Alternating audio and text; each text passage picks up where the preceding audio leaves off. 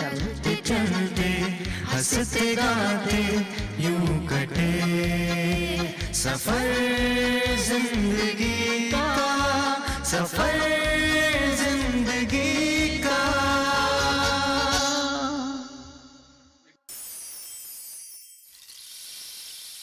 आज के हमारे अतिथि हैं युवा नेता और समाज सेवी श्री हिम्मत सिंह जी हाड़ा। ये लोकप्रिय एवं मृदुभाषी हैं। इनकी विचारधारा काफ़ी अच्छी है।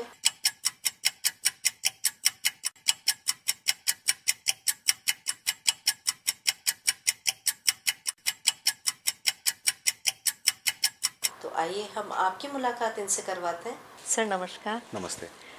आज आप हमारे स्टूडियो में आए, हम आपका स्वागत करते हैं। बहुत बहुत धन्यवाद। हाँ जी, तो हम आज की बातचीत का सिलसिला शुरू करते हैं जी। तो सबसे पहले जो हमारी पहली आवश्यकता होती है हमारा परिवार, तो हम यहीं से शुरुआत करते हैं। तो हम थोड़ा आपके पारिवारिक परिवेश के बारे में जानना चाहेंगे। आप मूलतः कहाँ के निवासी? वैसे तो हमारा जो प्रॉपर गांव है वो पीपलदा विधानसभा है। पीपलदा में हमारा जो गांव है वो बम्बुलिया है जी। और फादर हमारे यहाँ पर कोटड़ी गोवर्धनपुरा है। हाँ जी। तो दादाजी फादर वहाँ रहे और फादर की शादी होने के बाद में हम लोग तलवंडी, यहीं पर मेरा जन्म हुआ जी। और तब से हम लोग यहाँ पर हैं और मूलतः पीपलदा क्षेत्र से हैं हम पीपलदा लोग। क्षेत्र जी। से आप। तो आपकी एजुकेशन ये सब यहीं से मेरी complete हुई? एजुकेशन, मेरी ग्रेजुएशन यहाँ से हुई और फादर 99 में फादर एक्सपायर हो गए थे। उसके बाद में फिर घर की जिम्मेदारियाँ और परिवार को लेकर के चलना, खुद के बिज़नेस काम वगैरह संभालना, फिर फादर के जाने के बाद में फिर बस एकदम परिवर्तन ये आया कि फादर बहुत लोगों की मदद करते थे। जी। तो बस फिर कहीं ना कहीं मन में एक विचार आया कि फादर नहीं है तो मुझे भी कुछ करना है, अच्छा करना है, क्योंकि ये तो देख लिया कि इंसान को मरना है, ये सत्य है। कोई आज अभी कोई कल, कितना ही कर लो कितना ही लगा लो, बल मिलता नहीं इसका कोई फल। जी। तो फल क्या है कि फल तो यही कि आप अपनी अच्छाइयों को फैलाओ। तो फादर चले गए तो उनकी जो अच्छाइयाँ थी, तो एक पुत्र का ये कर्तव्य है कि वो उस काम को और आगे बढ़ाए। तो निरंतर उसके बाद से मैं फिर सामाजिक क्षेत्र में काम कर रहा हूँ। सर हम आपसे जानना चाहेंगे कि देश में जो भारतीय समाज सेवा परंपरा जो चली आ रही है, इनमें काफ़ी बदलाव आया, तो इसका क्या कारण मानते हैं? इसमें आपके क्या विचार हैं? भाई जो जहाँ तक मेरे विचारधारा हैं, जो मुझे जो शिक्षा मिली और जिस परवरिश में मैं रहा हूँ और जिन ग्रंथों का मैंने अध्ययन किया है, क्योंकि मेरी फादर और मेरे मदर शुरू से ही पूजा पाठ और उनका ईश्वर के प्रति काफ़ी लगाव है। तो जैसा हम घर में देखते हैं वैसा ही आपके कुदरती चीज़ें आ जाती हैं। तो मुझे भी काफ़ी शुरू से ही भावनात्मक भी हूँ, दिल से काम करता हूँ और जो अच्छा लगे वो हमेशा करता हूँ। तो माता जी को हमेशा सवेरे उठना, पूजन करना दिन भर, क्योंकि उनका मन ईश्वर में बहुत ज़्यादा है। तो धीरे धीरे मेरे को भी जैसे जैसे मैं गहराई में गया तो हम ये देखते हैं कि प्रथम पूज्य हम गणेश जी को पूजते हैं जी। लेकिन मुझे लगता है कि हम उनको कहाँ पूजते हैं। जिस तरीके से अभी जो मेरे हिसाब से जो आडंबर है, हाँ जी। अगर हम शुरुआत करें, अगर सनातन संस्कृति को बचाने की जो आपने बात कही, या जो ये गलत जो हो रहा है, ये क्यों बढ़ता जा रहा है, परिवर्तन हो रहा है, युवा भ्रमित हो रहा है, तो मेरे हिसाब से जब युवा देखता है गणपति बाबा मोरिया पटती नहीं मुझसे छोरियां, इस गाने पर जब आज का युवा डीजे पर नाचता है और प्रथम पूज्य आराध्य मेरे पिता परमेश्वर को बदनाम करता है, तब आत्मा रोती है, खून खोलता है। क्योंकि जब घर वालों से बचपन से परवरिश हुई तो उसमें देखा कि प्रथम पूज्य हैं गणेश जी महाराज। फिर वहीं पर हम जब गणेश जी की स्थापना करते हैं तो मैं ये आपके स्वरांजलि स्टूडियो के माध्यम से एक पूरे भारत और जहाँ तक हमारी बात जाएगी वहाँ तक मैं संदेश देना चाहूँगा। ये मेरे विचारधारा हैं, लोग इससे सहमत होते हैं नहीं होते हैं वो उनका विषय, लेकिन मुझे जो अच्छा लगता है वो मैं बोलता हूँ। क्योंकि मेरे पिताजी ने मेरा नाम हिम्मत रखा है, तो किसी को हिम्मत करनी पड़ती है, यथा नाम यथा गुण। तो मुझे जब मैं बचपन में छोटा था तो बड़ा लगता था कि हिम्मत नाम क्यों रख दिया फादर ने। उस समय हेल्थ भी बहुत पतला था, लेकिन बड़ा वो लगता था। तो बाद में समझ में आया उनके जाने के बाद में कि हिम्मत करनी पड़ेगी हिम्मत रखनी पड़ेगी। और जब बार बार आपको नाम पुकारा जाता है हिम्मत, तो लगता है मैं भी नहीं करूँगा तो करेगा कौन, जनता है मौन, इसलिए कुछ लोग हो रहे हैं डॉन। यस। तो फिर मैं आता हूँ गणेश जी पर। तो हमारे घर में जब गणेश जी की स्थापना होती है, लेकिन किस प्रकार होती है कि जो गणेश जी हमारे घर में शुरू से विराजमान है, घर वाले उन्हीं का पूजन करते हैं और वो कभी भी उसका विसर्जन नहीं करते।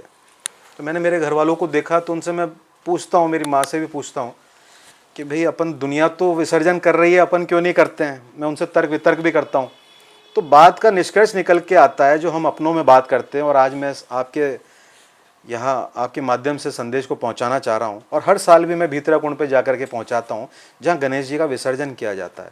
गणेश जी वो देवता हैं कि हम पूजन पाठ करने के बाद में सभी देवी देवताओं को आह्वान करते हैं, गणेश जी रिद्धि सिद्धि सहित यहाँ पधारें और बाकी सब यहाँ से पधारें। जब पूजन हो जाता है, हाँ जी।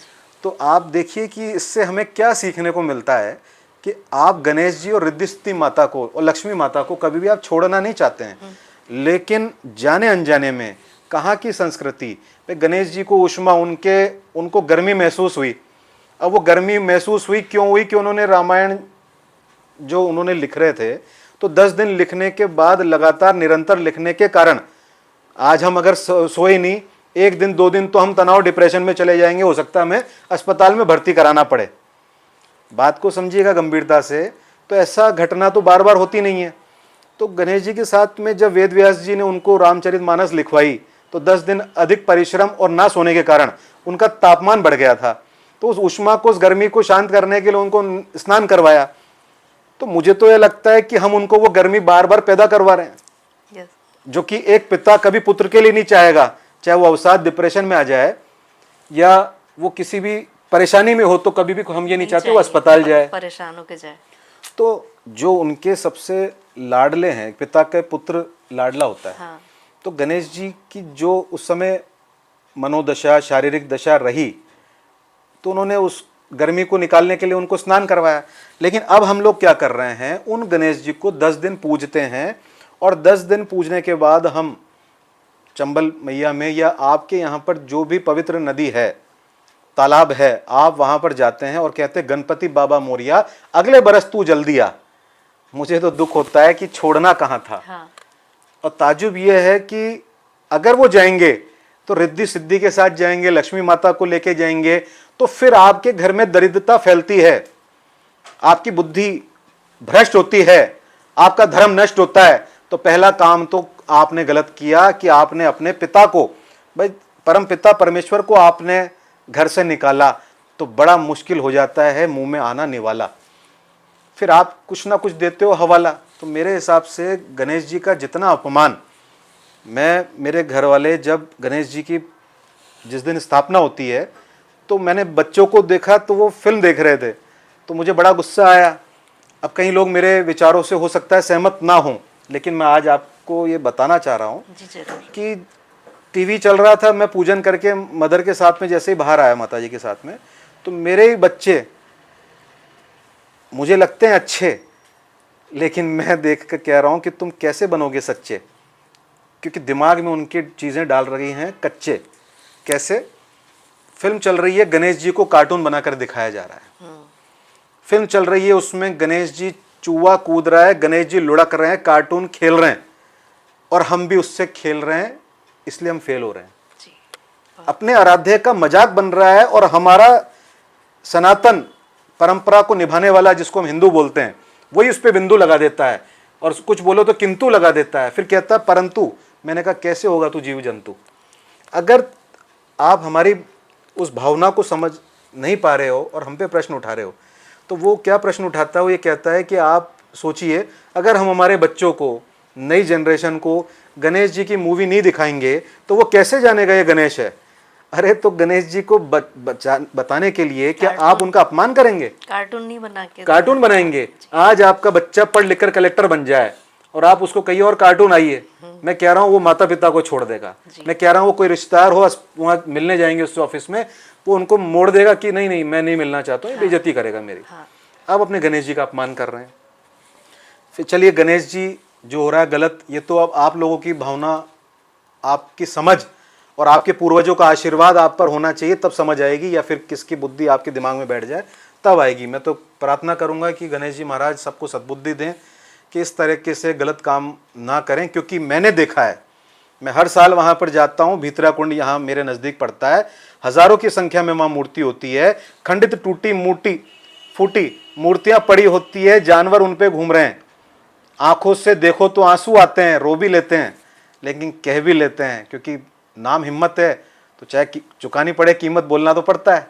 बुरा लगे किसी को, मलाई लड्डू थोड़ा खाने, किसी से चंदा और धंधा थोड़ा ले रहे हैं, लेकिन किस सच बोलने के लिए हिम्मत करनी पड़ती है।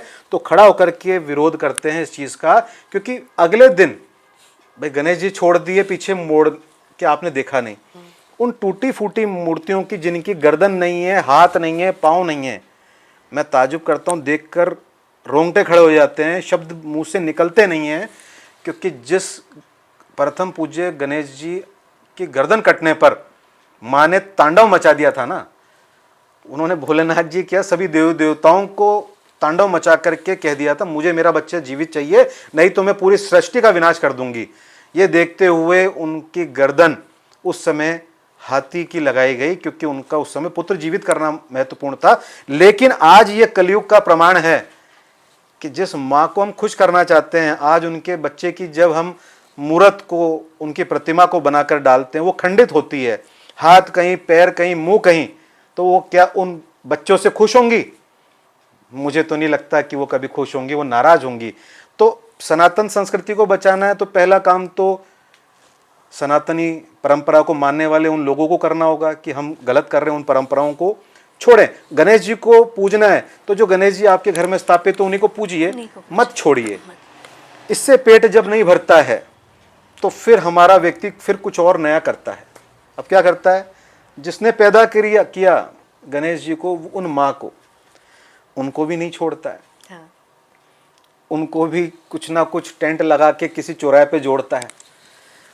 तो मैंने तो अब सब चीज़ें बंद कर दी है, क्योंकि अगर मैं भी उसमें शामिल होता रहूं तो फिर मैं भी दोषी हूं। अभी इस बार भी मैं गणेश जी के विसर्जन में नहीं गया था, तो मुझे कई लोगों ने कहा इस बार आप नज़र नहीं आए। मैंने कहा मैं तो अगले दिन नज़र आता हूं वहाँ पर जहाँ गणेश जी को मेरे को बोलना नहीं चाहिए, लेकिन बिना बोले कैसे पता चलेगा? बोलना पड़ेगा। अच्छाई को भी बताते हो तो आपको बुराई बतानी पड़ेगी। वो गणेश जी की मूर्तियों को कचरे की गाड़ियों में डाल करके किस स्थान पे पहुंचाया जाता होगा? आप सोचिए। अब भी जिसका खून ना खोला ना, युवाओं से, बुजुर्गों से, माताओं बहनों से कहूंगा, इस बात को सुनकर के भी अब भी जिसका खून ना खोला, खून नहीं वो पानी है। और जो अपनी सनातन संस्कृति को बचा ना पाए तो फिर उसका बेकार ये जवानी है। तो अब गणेश जी से हम निकलते हैं, थोड़े दिनों बाद में एक पंडाल लगता है, मैया की मूर्ति को चौराहे पे बिठाया जाता है। जिस नवरात्रि में हम माँ का मौन रख करके, आराधना करके, हवन तप पूजन जप तप करके माँ का आशीर्वाद चाहते हैं, ऐसे समय में हम उस मैया की प्रतिमा को चौराहे पे कहीं ना कहीं लगाते हैं, बड़ा भारी माहौल बनाते हैं। और उस माहौल के अंदर आप देखिए कि क्या गाने परोसे जा रहे हैं। आप सुन सकते हैं, समझ सकते हैं, लेकिन दुर्भाग्य ये कि भारत का प्रत्येक सनातनी उन्हीं गानों पर नाच करके उन मैया को अपमानित कर रहा है कि आज की शाम मजा हुस्न का आंखों से लीजिए। अब इसमें हुस्न और मजा का माता से क्या लेना देना? एक पर्दा हुआ करता था, एक अदब होती थी, एक तहजीब होती थी, एक शर्म होती थी। अब ये हो रहा है कि बहुत गलत काम हो रहा है। मैं आपके इस माध्यम से वो बोल नहीं सकता हूँ। जो हो रहा है वो सब देख रहे हैं, फेस कर रहे हैं। लेकिन मैं इतना निवेदन करूंगा कि ईश्वर और मैया, जिस हम देवी देवताओं को मानते हैं, तो उनका चौराहों पर इस तरीके से नुमाइश और इस तरह से फरमाइश नहीं की जाती है कि आप अपने देवी देवताओं का अपमान कर रहे हो। पूजा आराधना अदब में होती है। भोजन कहते हैं कि पर्दे में हो, भोजन भजन, ये सब पर्दे की चीज़ें हैं। लेकिन आजकल दिखावे के आधुनिक दौर में जो विदेशी आक्रांताओं ने हमारे धर्म संस्कृति के अंदर और हमारे ग्रंथों में जो फूहड़ चीज़ें डाली हैं जी। मैं कई ग्रंथों को जब पढ़ता हूँ तो मेरे पास जो ग्रंथ हैं, मैंने उसमें कईयों जगह पर खुद के लिए, दूसरे को तो समझाना बड़ा मुश्किल है, पहले हमें खुद समझना पड़ता है, तो मैंने वहाँ पर निशान लगा रखे हैं, अंडरलाइन डाल दिया। अंडरलाइन लगा रखा है, जैसे तू ही माता तू ही पिता है, तो मुझे मेरे माता पिता ने पढ़ाया तो मेरा कर्तव्य है उसको पहले शब्द में तू नहीं बोलूं, उसको आप बोलूं। तो मैंने अब हमारे घर की जब हम आरती करते हैं तो हम कहते हैं आप ही हो माता, आप ही मेरे पिता हो, आप ही हो परमेश्वर। तो मेरे जितने भी तू तड़ाके वाले शब्द थे पहले तो उनको परिवर्तन करा। किससे कहें, तो खुद से कह लिए, ईश्वर से जुड़ लिए। सर अभी जो हालात चल रहे हैं युवाओं में, जो तनाव, भटकाव, डिप्रेशन, अवसाद, ये बहुत बढ़ा हुआ है, तो इसका मुख्य कारण आप क्या मानते हैं? इसका बहुत बड़ा मुख्य कारण है, मुझे लगता है हरित क्रांति। एक ऐसा विषय जो पहले गौ आधारित यहाँ पर जो खेती होती थी, जो फसल होती थी, तो अब यूरिया पेस्टिसाइड का एक तो बहु उपयोगी उसका यूज़ हो रहा है। हाँ जी। है ना, केमिकल डाले जा रहे हैं फर्टिलाइज़र के रूप में, इस तरह से कीटनाशक डाले जा रहे हैं। कीटनाशक का तो ज़्यादा उन उपयोग हो रहा है। कीटनाशकों का दुष्प्रभाव ये है कि इंसान किसी लोहे के शरीर का बना हुआ नहीं है। उसके दिल, गुर्दे, किडनी बहुत कोमल होते हैं, बहुत हमें ध्यान रखना पड़ता है। जिस यूरिया जिस ट्रकों में आता है, केमिकल आता है, वो जो ट्रांसपोर्ट किया जाता है तो उनकी जो बॉडी होती है वो भी काफ़ी समय बाद में गल जाती है, उसको बेचना पड़ता है। जो लोहा गल जाता है, जो व्यक्ति 100 साल से अधिक जिया करता था, आज उसकी मृत्यु की दर 50, 40 और 30 की होती जा रही है। 50-55 में कोई चला जाता है तो कहते हैं चलो कोई नहीं, आराम से चला गया, साइलेंट अटैक आ गया था। तो आप देखेंगे कहीं ना कहीं जो ख़त्म होती है हमारी फसल, उसको जो पैदावार हो रही है हमारी फसल की, उसको ख़त्म किया जा रहा है। तो ख़त्म हो रही है हमारी फसल, उसको खा कर के ख़त्म हो रही है हमारी नस्ल। तो बात तो कुछ और है असल, लेकिन सब कर रहे हैं नकल। इसलिए आपने देखा होगा कि अभी जब कोरोना का दौर आया था तो जब हमारे मुंह पर एक कपड़ा बंधा था तो कोई दिखा नहीं पाया था शक्ल। तो मैं कहता हूँ अपनी लगाइए अकल कि यूरिया पेस्टिसाइड ओपन धड़ल्ले से डाल करके इंजेक्शन से आप लौकी, कद्दू एक एक दिन में तो बड़ी कर लेते हैं। जो नॉनवेज के शौकीन हैं तो आप देखिए कि वो जो भी खा रहे हैं तो उसमें कितने 16 तरह के वैक्सीनेशन होते हैं, उसको बड़ा किया जाता है ताकि उसकी ग्रोथ बड़ी हो जाए। तो वो एक अलग पार्ट हो गया कि मांसाहार वालों का। हम तो शाकाहार की अगर बात करें तो जो गेहूं है, अब आप गेहूं हर घर खाते में हैं खाते तो हैं डॉक्टर बच्चे। साहब कहते हैं कि आपको नहीं खाना है, इसकी रोटी छोड़ दीजिए, इससे शुगर हो रहा है। हाँ, शुगर, बीपी, ये सब चावल, तो- चावल जहाँ पे तुलता है, जहाँ पर उसको धान का खरीदते हैं, बेचते हैं, तो जो मजदूर उठाते हैं, तो मेरी किसी से बात हुई तो उन्होंने मुझसे कहा कि ये जो मजदूर होते हैं 8 से 10 साल में ये इनकी हालत ख़राब हो जाती है और मर भी जल्दी जाते हैं। मैंने कहा कारण, क्योंकि इसका अंदर जो मिलाया जाता है, पाउडर है, कीटनाशक है, वो इतनी मात्रा में उसका धुआं होता है क्योंकि फेफड़ों में जाता है।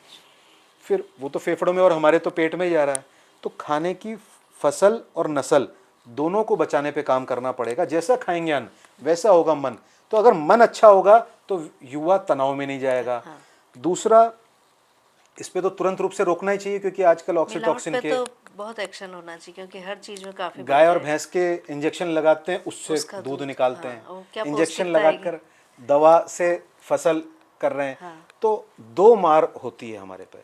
एक तो यूरिया पेस्टिसाइड से जो कमीशन आता है वो किसी को मिलता है, उससे एक व्यापार जनरेट हुआ, इसलिए उसके उत्पादन के ज़्यादा के चक्कर में, लालच में बढ़ावा दे रहे हैं उसको, हम उस फसल को कर रहे हैं।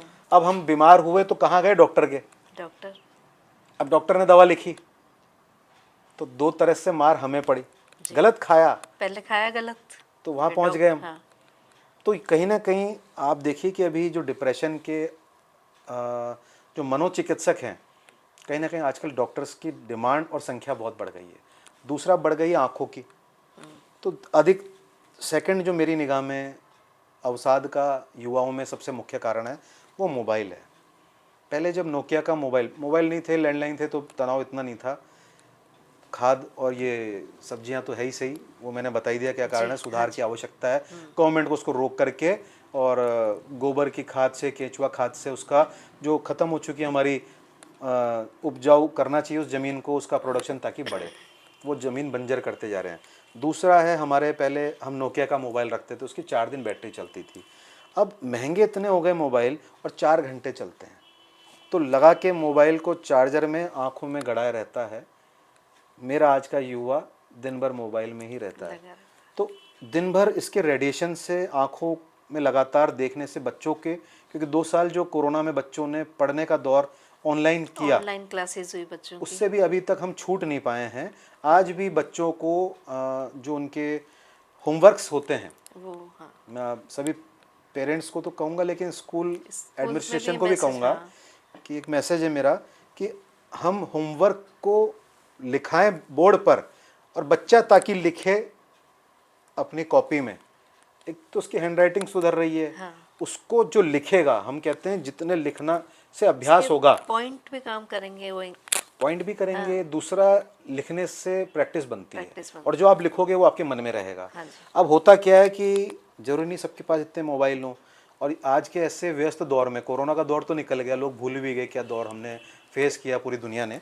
अब उसी ऑनलाइन मोबाइल पर उस बच्चे के होमवर्क आता है, हाँ पेरेंट्स ने लेट देखा, वो देख के एक तो वो तनाव में आ रहे हैं, बच्चा सोच रहा मेरा होमवर्क नहीं हुआ, कभी नेट नहीं चल रहा, कभी पापा कहीं चले गए मोबाइल वो ले गए, बच्चा सफ़र कर रहा है और वहाँ दूसरों की निगाह में डफर हो रहा है। हाँ तो कहने का तात्पर्य तो सिर्फ इतना सा है कि उसको जो ऑफलाइन चीज़ें हैं हमें उस पर आना चाहिए, हमें अपने जो पुराने गुरुकुल के पैटर्न पे था उस पर आना चाहिए, हमें योग प्राणायाम और आज के युवाओं को फिट करने का ज़्यादा से ज़्यादा खेलों को बढ़ाना चाहिए, योग प्राणायाम को बढ़ाना चाहिए, ताकि आज का युवा जो रेडिएशन और पेस्टिसाइड, यूरिया और जहरीली चीज़ों से कैसे बचे, इनको बचा करके और युवाओं की दिशा परिवर्तित करनी चाहिए, तब जाकर के भारत का भविष्य। क्योंकि स्वामी विवेकानंद जी ने यही कहा था कि जिस मतलब हमारे यहाँ पर भारत का जो युवा है और जितने युवा हमारे यहाँ पर हैं, तो वो युवा बहुत बड़ा इतिहास बदल सकता है, लेकिन उसकी युवा की दिशा बीज में तय होनी चाहिए। तो ये रेडिएशन कैसे कम हो, मोबाइल से हम ऑफलाइन पे कैसे आएँ, अभी जोर इसी पे दिया जा रहा है, एआई का ज़माना आ चुका है, आर्टिफिशियल इंटेलिजेंस, ऐसे में तकरीबन हम ऑनलाइन पे आते जा रहे हैं, तो हमें इनसे बचना होगा। अब ये गवर्नमेंट कैसे नई पॉलिसी लाती है, ऑफलाइन पे हमें लाएं, सूर्य देव से जोड़ें, धरती से जोड़ें, व्यायाम करें, फिट रहें तो हिट रहेंगे।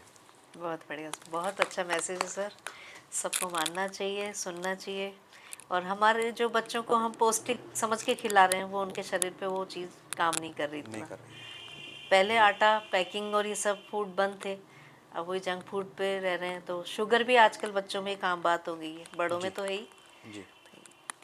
सर कभी आपके साथ कोई ऐसी घटना घटी जिससे कोई रोचक वाक्य है जिसे आप कभी भूल नहीं पाए, या उस कार्य को करके आपको बहुत सुकून मिला हो? हाँ, अभी कुछ समय पहले जब ईश्वर ने मुझे थोड़ा गौ सेवा से जोड़ा, तो ऐसे ही मैं एक दिन यहाँ सीएडी की तरफ था, तो मुझे गाय का बच्चा मिला। जी। तो उस गाय का बच्चा सड़क पे था, लोगों ने कहा कोई है भी नहीं इसका, तो मैं उसको सफारी में लेकर के घर आ गया। अच्छा। अब 4-5 दिन हो चुके थे, वो माँ माँ करके खूब तो चिल्लाया, बच्चा छोटा था। अब जैसे मैं पूजा करने बैठूँ, माँ माँ जैसे कहे, तो ऐसा लगता था करंट की तरह लगता था कि कुछ गलत हो रहा है, गलत हो रहा है, पता नहीं क्यों अंदर से। तो मदर भी बोलती तो कहाँ से ले आया इस बच्चे को। मैंने कहा अब सड़क पे था, डॉग्स शिकार कर लेते, खा जाते इसको। सबने कहा कि ये ऐसे ही है, इसका कोई नहीं है, तो मेरा मन नहीं माना, तो मैं ले आया घर पर। हाँ।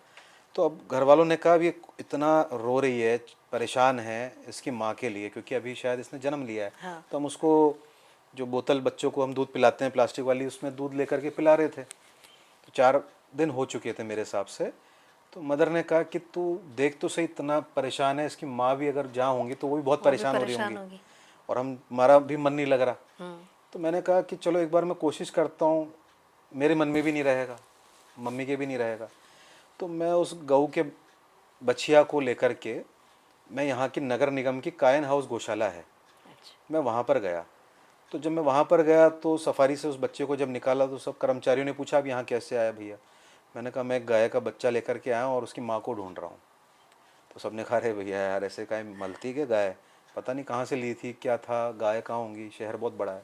मैंने कहा अपन देखो तो सही एक बार, कोशिश तो तो होता क्या है जब हमने उस बच्चे को अंदर छोड़ा, तो जो दूसरी गाय होती हैं, बैल होते हैं, वो एकदम स्वीकारते नहीं है। बहुत कम गाय होती है जो किसी बच्चे को दूध लगा लेती है या मान लेती है, स्वीकार लेती है। तो उन्होंने तो बैलों ने, दूसरी गायों ने उसको सींगे मारना चालू, और वो पूरे उसमें घूम ली, बचा बुचू कर हमने जैसे भी, फिर ले दे करके उसकी गाय, अगर उसकी माँ होती तो दौड़ कर आई जाती और वो भी पहचान जाती, गाय पहचान जाती है और बच्चा भी पहचान जाता है। बच्चा भी पहचान जाता है। हाँ, भैंस के में तो बहुत दिक्कत आ जाती है, गाय पहचान जाती है। तो अब उन्होंने कहा कि भैया ये तो नहीं मिल रही, वह परेशान मत हो, और इस छोड़ोगे तो ये मार मुड़ देंगे, बच्चा है छोटा, मर जाएगा। तो मेरा फिर मन नहीं माना, तो मैंने कहा यार अब क्या करूं, मैंने कहा और कहाँ ढूंढ सकते हैं। तो उन्होंने मेरे मन को समझ लिया कि ये मानेंगे नहीं, कि भैया अगर आपके मन में ही हो तो ऐसा करो, यहाँ से बंदा धर्मपुरा गौशाला है, यहाँ से 15-20 किलोमीटर पड़ेगी, 18 किलोमीटर, आप एक बार मन की संतुष्टि के लिए वहाँ चले जाओ, और फिर मन में गिठान ये बांध लेना कि अगर नहीं मिली तो फिर घर ले जाना कि इसकी यही परिस्थिति है, अब इसको रख करनी है। मैंने कहा ठीक है, ये भी करके देख लेते हैं। मैं उस समय लाइफ में पहली बार बंदा धर्मपुरा गौशाला गया था। तो यहाँ से 15, 18, 20 किलोमीटर जो भी उस गौशाला से पड़ी होंगी, वो गाड़ी में लेके गए। गाड़ी में बछिया क्योंकि एकदम नई थी, उसने गोबर भी कर दिया, गोमूत्र भी कर दिया, बच्ची छोटी थी। तो हम लेके गए, तो वहाँ पर एक मथुरा के स्टाफ थे, वो मुझे एकदम पहचान गए कि भैया आप यहाँ कैसे, आज हमारे गौशाला कैसे आ गए, आप पहली बार आए। मैंने कहा मैं तो पहली बार आया हूँ। तो उन्होंने सब स्टाफ को बुलाया कि अरे आज भैया आए हैं मिलने के लिए। तो मैंने कहा मैं आप लोगों से मिलने नहीं आया हूँ, मेरी गाड़ी में एक बच्चिया है। तो कि अच्छा, तो आप क्या करना है? मैंने कहा उसकी माँ को ढूंढना है एक बार। तो उन्होंने कहा भैया यहाँ तो 2200 गायें हैं यहाँ, तो हम उनमें इस बच्चिया की माँ को कैसे ढूंढेंगे। लेकिन वो बहुत भावनात्मक व्यक्ति थे, तो उन्होंने मुझसे कहा कि यार भैया ये कितने दिन पहले की बात है? मैंने कहा 4 दिन हो गए मुझे लाए हुए। तो उन्होंने कहा इतने दिन के बीच में जो भी गाय आती है उनको नॉलेज रहती है कर्मचारियों को। तो उन्होंने कहा एक गाय है और वो रंभा रही है, 5-6 दिन हो गए उसको भी, 4-5 दिन हो गए, और वो रंभा रही है, उसकी गादी भरी हुई है और वो परेशान है, दौड़ रही है। एक बार मैं कोशिश करता हूँ, एक बार उसको देखता हूँ। उसको हाँ, वो तो देख ही रहे थे, क्योंकि जब गाय का बच्चा गाय को मिलता नहीं है ना, तो वो दौड़ती है चारों तरफ। तो मुझे ऐसे पट्टी पर उन्होंने अपने गमछे से ऐसे हटाया, मिट्टी बिठाई, चाय बनाओ भैया के लिए। मैंने कहा नहीं पहले इसकी माँ को ढूंढो आप। तो वो बड़ा ढूंढ करके इतने गायों में से उस गाय को जैसे ही थोड़ा सा ही लेकर आए थे, तो मेरे पास तो वो बछिया थी ऐसे खड़ी कमजोर की तरह। पता नहीं इतनी दूर से तो उस गाय ने देखा, इतनी दूर से इस बच्ची ने देखा, ये भी रॉकेट हो गई और उसको भी रॉकेट और सॉकेट दोनों जुड़ गए, और वो गाय वहां से दौड़ती आई और ये बछिया वहां पे गई और वो जाकर के दूध पीने लग गई। और जैसे देखा, मेरे हिसाब से ये अभी भी मैं बोल रहा हूँ, तो ये कुछ अलग ही रहा होगा, ये रुमालियाँ खड़ी हो गई अभी भी। तो वो जो दृश्य था, वो जो कर्मचारी थे वो उनके भी आंख में आंसू आ गए, मेरे भी आ गए। तो उन्होंने कहा कि ये तो पहली बार ऐसा दृश्य देख रहे हैं कि खोई हुई गाय के बच्चिया को आप उससे माँ से मिलाया है। मैंने कहा ये प्रेरणा अंदर से हो रही थी, 4 दिन से मैं भी परेशान हो रहा था, तो अंदर से इंट्यूशन आ रही थी कि कुछ दिक्कत है और कुछ करना चाहिए, क्योंकि ईश्वर आपको मैसेज देते हैं, बुलवाते हैं या महसूस करवाते हैं।